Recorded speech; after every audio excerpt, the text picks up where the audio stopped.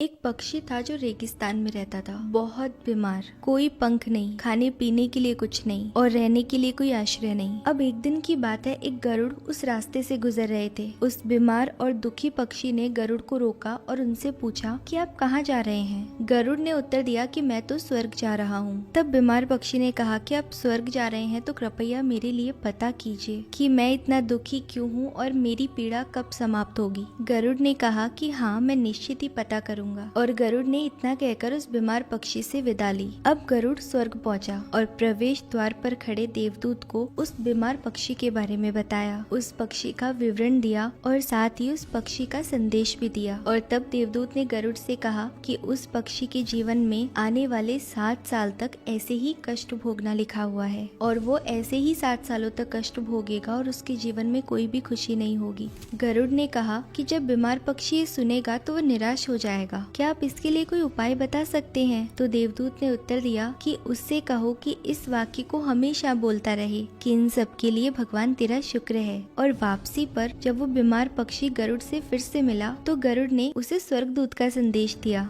7-8 दिनों के बाद गरुड़ जब फिर से उधर से गुजर रहा था तो उसने देखा कि पक्षी तो बहुत खुश था, उसके शरीर पर पंख उगाए थे और उस रेगिस्तानी इलाके में एक छोटा सा पौधा भी लगा हुआ था और वहाँ पानी का एक छोटा सा तालाब भी बना हुआ था और वो पक्षी भी खुश होकर चहचहा रहा था। अब गरुड़ भी ये देखकर चकित था क्योंकि देवदूत ने तो उससे ये कहा था कि अगले 7 सालों तक इस पक्षी के जीवन में कोई खुशी ही नहीं होगी, सिर्फ और सिर्फ कष्ट होगा, परंतु ये तो बहुत खुश है। और इस सवाल को ध्यान में रखकर गरुड़ सीधा स्वर्ग गए और सीधे द्वार पर जाकर देवदूत से मिले। अब गरुड़ ने अपने मन में उठ रहे प्रश्नों को देवदूत से पूछा और तब देवदूत ने उत्तर दिया कि हाँ, उस पक्षी के जीवन में 7 सालों तक कोई खुशी नहीं लिखी थी और ये बात भी सच है कि उस पक्षी के जीवन में सिर्फ और सिर्फ कष्ट लिखा हुआ था। लेकिन क्योंकि वो पक्षी हर परिस्थिति में भगवान तेरा शुक्र है यही कहे जा रहा था और क्योंकि वो बार बार भगवान का शुक्र कर रहा था हर परिस्थिति में, और इसी के कारण उसका जीवन बदल गया। जब ये पक्षी गर्म रेत पर गिरा